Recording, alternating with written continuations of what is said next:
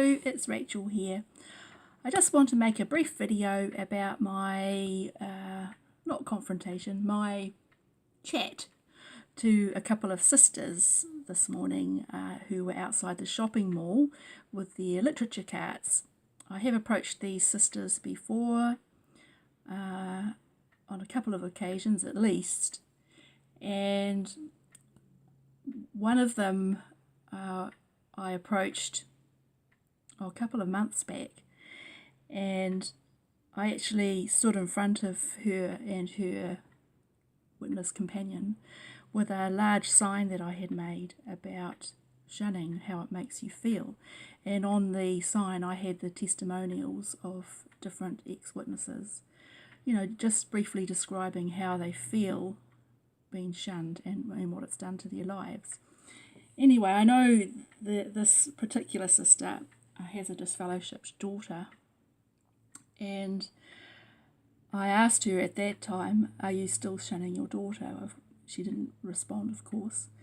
They did eventually pack up the carts and take off, but it was very interesting that only about 2 days later this sister's disfellowshipped daughter joined the Australia and New Zealand ex-witness Facebook group, which I thought was just, you know, I wasn't sure if that was coincidental or not.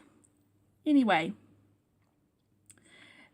this young disfellowshipped sister at first was quite adamant that her parents didn't communicate with her, although she said that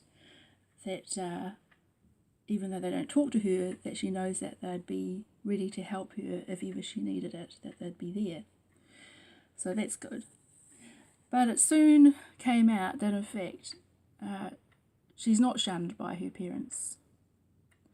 She even said that she's been at their home on occasions when there have even been elders there, and nothing has happened. Her mum hasn't, you know, been reproved by the sounds of it for having association with her daughter, and I'm glad of that. That's good. But this young disfellowshipped sister, she's I believe still in her 20s, was still quite defensive of the organisation's stance on the treatment of disfellowshipped ones, although she seemed to be in some denial that in fact the governing body demands that witnesses cut off all contact with their disfellowshipped family members, because that is what the governing body is asking. And it seems that a lot of witnesses just, they can't do that, and that's good.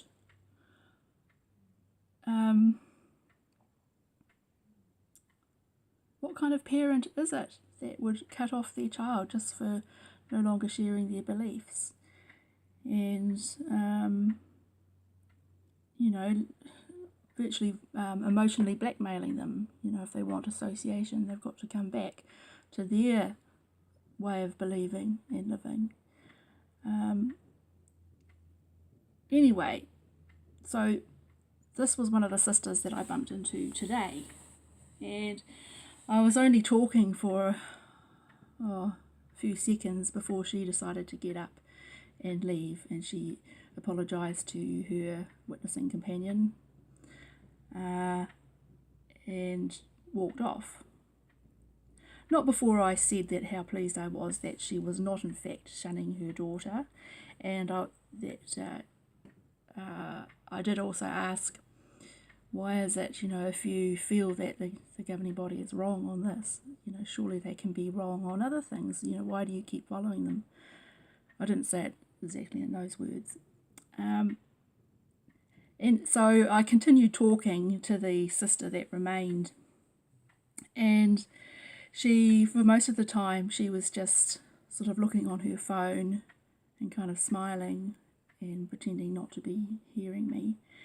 And then at one point, when I mentioned that the organisation was in trouble, she actually started saying, "Go away, go away." I could just see silently in her mind she was probably saying, "Go away, Satan," but she kept saying it.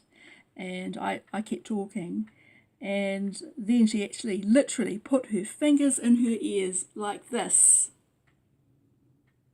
and sat there like that with her fingers in her ears in public. It just looked so silly. And then she eventually got up and packed up the literature trolleys and walked off. So I'm just going to play you the conversation, and it's probably hard to hear because where they set up the cart is right where the couriers stop to deliver and pick up parcels and things from the post shop. So there's the sound of a lot of engines, motors running, so it's a little bit hard to hear, but I'll put the sound up on full and hopefully you'll be able to hear it. Okay, here we go.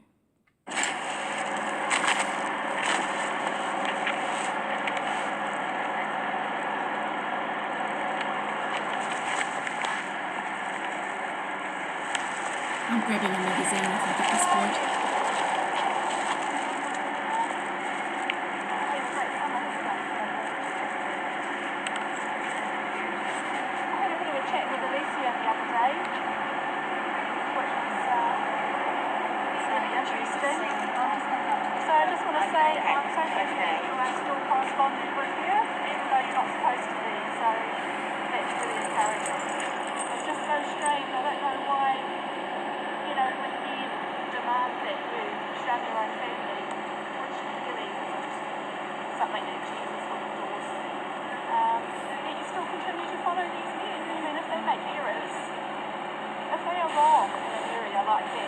They can be wrong in other things too.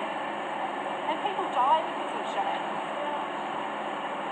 I know people who have attempted suicide numerous times. Some have been successful, some are very, very easily make a new life for themselves, which is fantastic.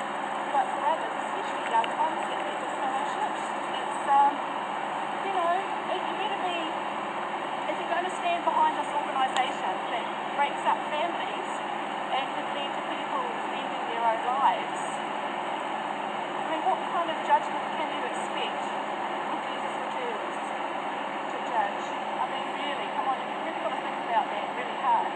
Unless, of course, you don't really believe in Jehovah, and you don't really believe in Jesus, and you don't really believe that you will be judged, and you don't believe you'll be judged the way you judge other people. I mean, do you really, when you look around in Upper Hutt and you see all these people, all these families, do you really believe that none of these people are worthy of life? That only Jehovah's Witnesses are righteous? When Jehovah's Witnesses really are no more righteous than any other secular society. They like to think they are, but they're not. And you must realise how deeply a troubled organisation is at the moment. I know in New Zealand we're pretty insulated from what's going on around the world. Go away. And Go away. I mean, we've got all Go away. the $66 Go billion away. class action Go lawsuit. away. You should want, Go away. Barbara, Go away. you should want to know. Go Don't away. keep your head in the sand Go and away. ignorance, because Jehovah's not going to. Go away. Why do Jehovah's Witnesses like to say they're open-minded and they consider all the facts when they don't? You are not allowed to look into the facts. It's a willing ignorance. Do you think you'll be exonerated from that? Because when you've been willingly ignorant? You really ought to dig into the details and do some research. You've been had. This organisation denies Christ more than anything. It's so sad because I know that you all genuinely and sincerely want to serve God and believe you're Christians, but at the very essence, you are actually rejecting Christ and are not obeying Him. He said that His Father will not know you. Get away from me.